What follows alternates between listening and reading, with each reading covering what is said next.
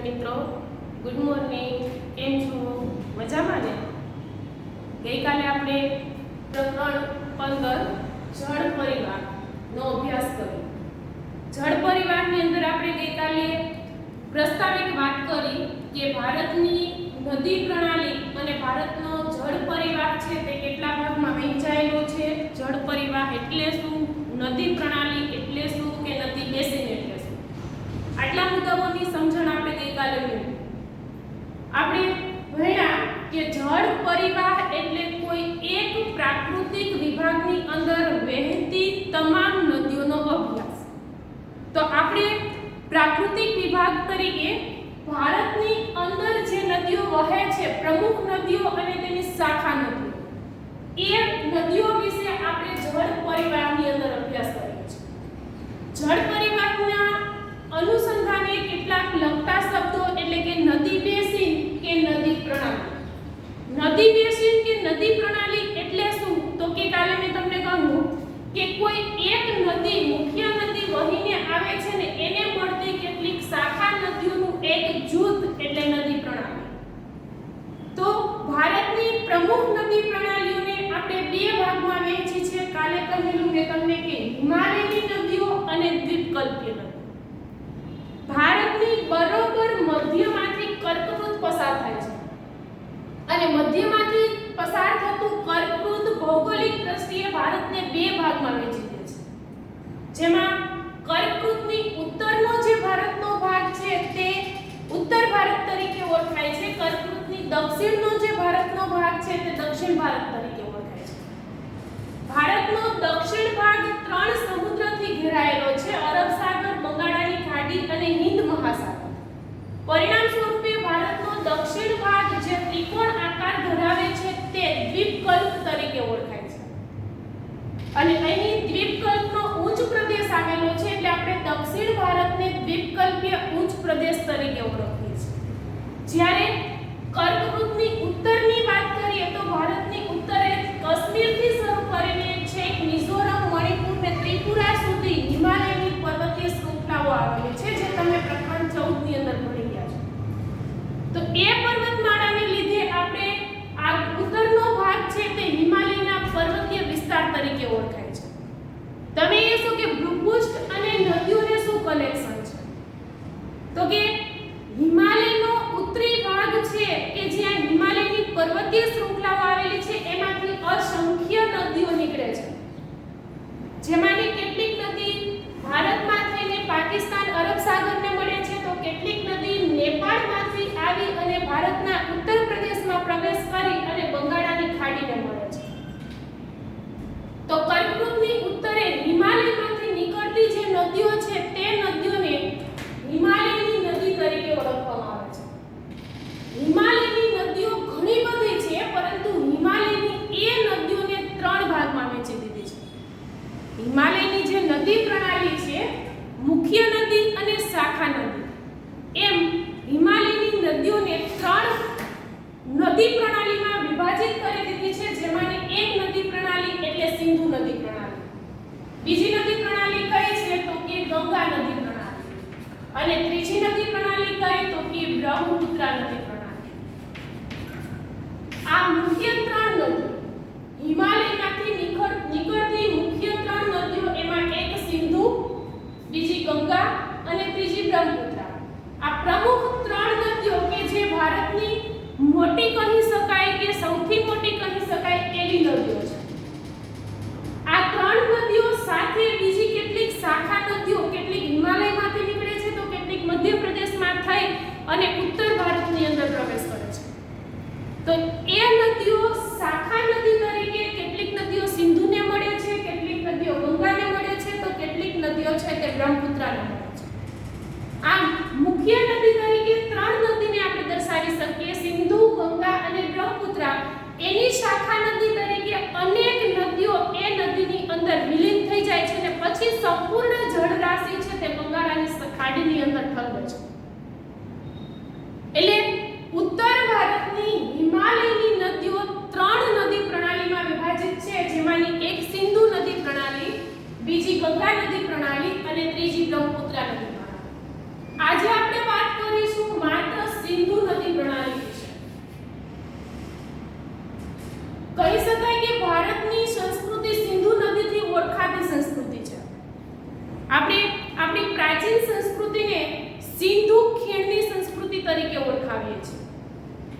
એવું કઈ રીતે? તો કે આજથી 5000 વર્ષ પૂર્વે જ્યારે માનવ સમૂહમાં રહેતો થયો ત્યારે માનવીએ નદી કિનારે પોતાનું સ્થાયી જીવન વિતાવવાનું શરૂ કર્યું અને વિશ્વની પ્રાચીનતમ 5 સંસ્કૃતિઓ છે, જેમાં તિબેટની સંસ્કૃતિ છે, સિંધુ ખીણની સંસ્કૃતિ છે, હડપ્પન સંસ્કૃતિ છે, ઇજિપ્તની સંસ્કૃતિ છે, આ બધી જ સંસ્કૃતિઓ નદી કિનારે વિકાસ પામી છે. એટલે ભારતની પ્રાચીનતમ સંસ્કૃતિ સિંધુના નામ ઉપરથી ઓળખાય છે. એટલે એ દ્રષ્ટિકોણથી આપણે જોઈએ તો સિંધુ નદી ભારતની ખૂબ જ મહત્વની નદી ગણી શકાય, અથવા તો ભારતની મોટી એવી નદીમાં સિંધુ નદીનો સમાવેશ કરી શકાય. હવે આપણે જોઈએ ભારતના નામ ઉપરથી કે જે નદીના નામ ઉપરથી ભારતની પ્રાચીનતમ સંસ્કૃતિ ઓળખાય છે તે સિંધુ નદી અને તેની શાખા નદીઓ કઈ કઈ છે ને સિંધુ નદી ક્યાંથી નીકળે છે. સામાન્ય રીતે સિંધુ નદી ભારતની અંદર કાશ્મીરમાં પ્રવેશ કરે છે. એ પૂર્વે તે તિબેટમાં આવેલા કૈલાસ માનસરોવર પાસેથી નીકળે છે. આ દ્રષ્ટિકોણથી જોઈએ તો સિંધુ નદી 3 કટકામાં વહેંચાઈ જાય છે. જ્યારે સિંધુ નદી હજુ ભારતમાં નથી પ્રવેશી ત્યારે તે ચીન તિબેટની નદી તરીકે ઓળખાય છે. ભારતમાં થઈને તે પાકિસ્તાનમાં જાય છે. એટલે સિંધુ નદીનો વહન માર્ગ 3 દેશમાં વિભાજિત છે. એક તિબેટ, બીજું ભારત અને ત્રીજું પાકિસ્તાન. અંતે અરબ સમુદ્રને મળી જાય છે. એટલે સિંધુ નદીના વહન માર્ગ 3 દેશમાં વિભાજિત થયેલા છે. સિંધુ નદીનું ઉદ્ગમ સ્થાન શું છે? તો કે સિંધુ નદીનું ઉદ્ગમ સ્થાન છે કૈલાશ માનસરોવર. તિબેટની અંદર આવેલું કૈલાશ માનસરોવર આ કૈલાશ માનસરોવર છે. કૈલાશ માનસરોવર સિંધુ નદીનું ઉદ્ગમ સ્થાન છે. ત્યાંથી નીકળીને સિંધુ નદી લદ્દાખ પાસે આ સિંધુ નદી છે. કૈલાશ માનસરોવરમાંથી નીકળીને સિંધુ નદી ભારતમાં ક્યાં પ્રવેશે છે? તો કે ઉત્તર પશ્ચિમ દિશા તરફ વહે છે. કૈલાશ માનસરોવરની ઉત્તરે સિંધુ નદી વહેવા લાગે છે. જમ્મુ કાશ્મીરના લદ્દાખ પાસે તે ભારતમાં પ્રવેશ કરે છે. જમ્મુ કાશ્મીરના લદ્દાખ પાસે સિંધુ નદી જ્યારે ભારતમાં પ્રવેશે છે ત્યારે સિંધુ નદીને 3 નદીઓ મળે છે. સિંધુ નદીની શાખા નદીઓ છે. સર્વપ્રથમ તે કૈલાશ માનસરોવરમાં થઈ અને લદ્દાખ પાસે ભારતમાં પ્રવેશ કરે છે. લદ્દાખની પર્વતીય શૃંખલાઓમાંથી નીકળતી નાની નાની 3 નદીઓ સિંધુને મળે છે, જે કાશ્મીરની અંદર જ તેનું સંગમ થાય છે. એ નદી છે જાસ્કર, નબુરા અને શ્યોક. આ 3 નદીનો જળ પ્રવાહ સિંધુ નદીમાં ભળી જાય છે. સિંધુ નદી જમ્મુ કાશ્મીરના પર્વતીય વિસ્તારોમાં ખૂબ જ રમણીય એવા કોતરનું નિર્માણ કરી અને પર્વતીય વિસ્તારને ઓળંગી ગિલગિટનો પર્વતીય વિસ્તાર આજે જે પીઓકે તરીકે ઓળખાય છે. કાશ્મીરનો આ ભાગ છે કે જ્યાં પાકિસ્તાનનું લશ્કરી શાસન છે, જે પીઓકે તરીકે ઓળખાય છે, ત્યાં ગિલગિટના પર્વતીય ઢોળાવ પાસે થઈ અને સિંધુ નદી પર્વતમાંથી બહાર નીકળે છે અને પાકિસ્તાનમાં પ્રવેશ કરે છે. અહીંયા થયો આપણે સિંધુ નદીના ઉદ્ગમ સ્થાનથી ભારતના ગિલગિટ સુધીનો સિંધુ નદીનો પ્રવાહ. હવે સિંધુ નદી પાકિસ્તાનના દક્ષિણ ભાગ તરફ વહેવા લાગે છે. પાકિસ્તાનના દક્ષિણ ભાગ તરફ સિંધુ નદી વહે છે. ત્યાં સિંધુ નદીને બીજી 4 નદીઓ મળે છે. અને બીજી 4 નદીઓ કઈ? તો કે એક સતલુજ, બીજી રાવી, ત્રીજી ઝેલમ અને ચોથી ચિનાબ. આમ સિંધુ, સતલુજ, રાવી, ઝેલમ, ચિનાબ આ 4-5 નદીઓનો સંપૂર્ણ સંગમ પાકિસ્તાનની અંદર થાય છે. એમાંની સતલુજ નદીની વાત કરીએ તો સતલુજ નદી સિંધુના જ ઉદ્ગમ સ્થાનમાંથી ઉદ્ગમ પામે છે. કૈલાશ માનસરોવરમાંથી સિંધુ ઉત્તર તરફ વહેવા લાગે છે. સતલુજ દક્ષિણ પશ્ચિમ તરફ વહે છે, જેમાં કૈલાશ માનસરોવરમાંથી નીકળી હિમાચલ પ્રદેશ અને પંજાબ થઈને તે પાકિસ્તાનમાં જાય છે. અને પાકિસ્તાનની અંદર સતલુજ સાથે ભળેલી બીજી 3 નદીઓ રાવી, ઝેલમ અને ચિનાબ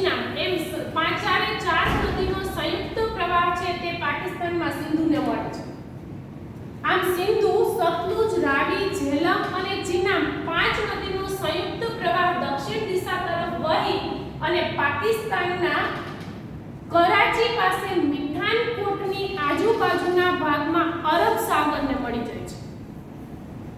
તો સિંધુ નદી તંત્ર છે તે કેટલી નદીઓ દ્વારા નિર્માણ પામ્યું છે? તો કે એક તો ઉદ્ગમ સ્થાનથી શરૂ કરીએ તો લદ્દાખ પાસે સિંધુને 3 નદી મળી, જાસ્કર, નુબ્રા અને શ્યોર. જ્યારે સિંધુ નદી પાકિસ્તાનમાં પ્રવેશ કરે છે ત્યારે જ હિમાલયની બીજી 4 સમૃદ્ધ જળ રાશિ ધરાવતી નદીઓ તેને મળે છે, સતલુજ, રાવી, ઝેલમ અને ચિનાબ. આમ 5 અને બીજી 3 8 નદીનો સંયુક્ત પ્રવાહ છે તે અરબ સાગરની અંદર સંગમ થાય છે, પરંતુ એ નદીનું સંગમ સ્થાન શું છે? તો કે પાકિસ્તાનના મિઠાનકોટ પાસે અરબ સાગર. સિંધુ નદીના ઉદ્ગમ સ્થાનથી શરૂ કરીને તેના સંગમ સ્થાન સુધી તેની લંબાઈ કેટલી હશે? તો કે સિંધુ નદી કૈલાસ માનસરોવરથી શરૂ કરીને ભારતના લદ્દાખ અને ગિલગિટની પર્વતીય શૃંખલાને ઓળંગી અને પાકિસ્તાનમાં થઈને છેક મિઠાનકોટ પાસે પહોંચે છે ત્યાં સુધીની તેની લંબાઈ છે 2900 કિલોમીટર, 2900 કિલોમીટર. ભારતની લાંબી નદીની અંદર તેનો સમાવેશ કરી શકાય. સિંધુ નદી ઉદ્ગમ પામ્યા પછી બે દેશમાં પ્રવેશે છે, ભારત અને પાકિસ્તાન.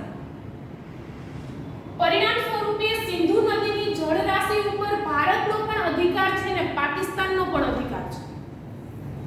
પરંતુ સિંધુ નદીના પાણીના વપરાશ માટે ભારત અને પાકિસ્તાન માટે સાથે એક કરાર થયેલો છે, જે કરારનું નામ છે સિંધુ નદી કરાર. સિંધુ નદીના પાણીનો ઉપયોગ કરવા માટે ભારત પાકિસ્તાન વચ્ચે જે કરાર થયો છે તે સિંધુ નદી કરાર તરીકે ઓળખાય છે, જે ઈસવીસન 1960 માં થયો છે. ઈસવીસન 1960 માં સિંધુ નદી કરાર અનુસાર સિંધુ નદીનું પાણી કયો દેશ કેટલું વાપરશે તે નક્કી કરવામાં આવ્યું છે. ભારત સિંધુ નદીનું પાણી 20% વાપરી શકે છે, જ્યારે પાકિસ્તાન સિંધુ નદીનું પાણી 80% વાપરી શકે છે. કારણ કે સિંધુ નદીનો મોટો ભાગ પાકિસ્તાનમાં છે. સિંધુ નદીની કુલ લંબાઈનો ત્રીજો ભાગ જ માત્ર ભારતમાં છે. એટલે મોટો ભાગ ક્યાં છે? પાકિસ્તાન. એટલે સિંધુ નદીનું વધુ પાણી એટલે કે 80% જળરાશિનો ઉપયોગ પાકિસ્તાન કરી શકે છે અને 20% જળરાશિનો ઉપયોગ ભારત કરી શકે છે. સિંધુ નદીની જે શાખા નદીઓ છે તે શાખા નદીઓનો લાભ ભારતને મળે છે. કઈ શાખા નદીઓ? તો કે સતલુજ, ઝેલમ, ચિનાબ અને રાવી. આ 4 નદીઓ પંજાબમાં થઈ અને પાકિસ્તાનમાં સિંધુ નદીને મળે છે. ત્યાં સુધીનો તેમનો વહન માર્ગ હિમાચલ પ્રદેશ અને પંજાબ છે. એટલા માટે એ ચારેય નદીઓમાંથી જે સતલુજ નદી છે, જે સિંધુના ઉદ્ગમ સ્થાનથી જ નીકળે છે, એ સતલુજ નદી ઉપર ભાખરા નાંગલ બંધ બાંધવામાં આવ્યો છે, જે પંજાબની અંદર છે. અને એ ભાખરા નાંગલ બંધ દ્વારા જે જળરાશિ એકત્ર કરવામાં આવે છે તે જળરાશિનો લાભ પંજાબ, રાજસ્થાન અને એના આજુબાજુના હિમાચલ પ્રદેશ, પંજાબ અને રાજસ્થાન એમ 2 થી 3 રાજ્યોને એ જળરાશિનો લાભ મળે છે. રાજસ્થાનનો સૂકો પ્રદેશ સતલુજ નદીના પાણીથી હરિયાળો બન્યો છે. સતલુજ નદીમાંથી એક નહેર બનાવવામાં આવી છે, જે નહેરનું નામ છે ઇન્દિરા નહેર. જે નહેર સતલુજના ભાખરા નાગલ બંધથી છેક રાજસ્થાન પહોંચાડવામાં આવે છે. અને એ નહેરના પાણી મારફતે રાજસ્થાનનો એ વિભાગ કે જ્યાં મહામરુસ્થળ નથી એટલે કે રણ નથી તે વિસ્તારની અંદર ખૂબ જ સારી રીતે ખેતી કરી શકાય છે અને રાજસ્થાનને હરિયાળો બનાવે છે. આ પાંચેય નદીઓ સિંધુ, સતલુજ, ઝેલમ, ચિનાબ અને રાવીનું ઉદ્ગમ સ્થાન હિમ પ્રદેશ છે. એટલે પાંચેય નદીઓ બારે માસ લીલી રહે છે, બારે માસ વહેતી રહે છે. આ 5 નદીઓનું સંગમ સ્થાન એટલે પંજાબ. રાજ્યનું નામ જ પંજાબ 5 નદીઓના નામ પરથી રાખ્યું છે. પંજાબની આપણે સંધિ છૂટી પાડીએ તો પંજ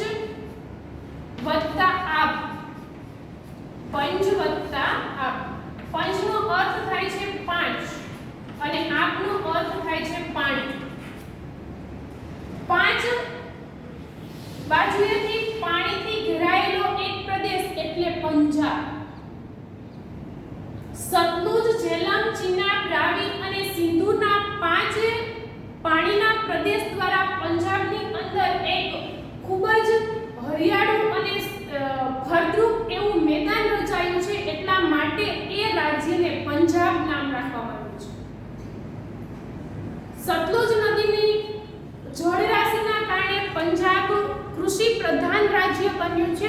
ભારતના અન્ય રાજ્યો કરતાં સૌથી વધુ સિંચાઈ પંજાબમાં થાય છે. અને એ કઈ નદીના કારણે? તો કે સિંધુ નદી તંત્રનું જ એક સદસ્ય એટલે સતલુજ નદીના કારણે. એ ઉપરાંત ઝેલમ, ચિનાબ, રાવી આ બીજી નદીઓ પણ તેને મળે છે. એટલે કૃષિ પ્રધાન રાજ્ય અને ખૂબ જ વધુ પ્રમાણમાં સિંચાઈ થતું રાજ્ય પંજાબ છે. હિમાલયની નદીઓમાં આજે આપણે સિંધુ નદી પ્રણાલી વિશે વાત કરીએ. ઉદ્ગમ સ્થાન કેવું છે? તો કે કૈલાસ માનસરોવર. પ્રવેશ ક્યાં કરે છે? તો કે લદ્દાખ જિલ્લાની અંદર, જમ્મુ કાશ્મીરમાં. પર્વતીય વિસ્તારને ઓળંગીને ગિલગિત પાસે સિંધુ નદી પાકિસ્તાનમાં પહોંચે છે. એમની શાખા નદીઓ કઈ? તો કે લદ્દાખ પાસે 3 નદીઓ સિંધુને મળે છે: જાસ્કર, નપુરા અને શ્યોક.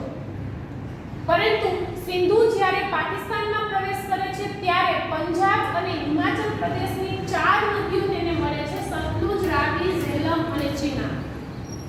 અને એ બધી જ નદીઓનો સંયુક્ત પ્રવાહ દક્ષિણ દિશા તરફ વહી અને ક્યાં મળે છે? તો કે પાકિસ્તાનના મિઠાનકોટ પાસે અરબ સાગરને મળી જાય છે. સિંધુ નદીની લંબાઈ કેટલી હશે? તો કે 2900 કિલોમીટર. ભારત અને પાકિસ્તાન વચ્ચે સિંધુ નદીના વપરાશ માટે જે કરાર થયો છે તે તો કે સિંધુ નદી કરાર ક્યારે થયો છે? તો કે 1960માં. એ કરાર અનુસાર ભારત સિંધુ નદીનું 20% પાણી ઉપયોગમાં લઈ શકે છે અને પાકિસ્તાન 80%. ચલો આજ અહીંયા સુધી. આવતીકાલે આપણે ફરી વખત એક ઉત્તર ભારતની હિમાલયની બીજી નદી પ્રણાલી એટલે કે ગંગા નદી પ્રણાલી વિશે અભ્યાસ કરીશું. ગંગા નદીની શાખા નદીઓ, ગંગા નદીની લંબાઈ, ગંગા નદી ક્યાંથી ઉદ્ગમ પામે છે અને કયા રાજ્યની અંદર કયા સ્થળે કયા સમુદ્રને સંગમ પામે છે, તેમના ઉદ્ગમથી સંગમ સુધીની કથા એટલે કે ગંગા નદીની વાત આપણે હવે પછી નેક્સ્ટ વિડિયોની અંદર કરીશું. ત્યાં સુધી આવજો. નકશા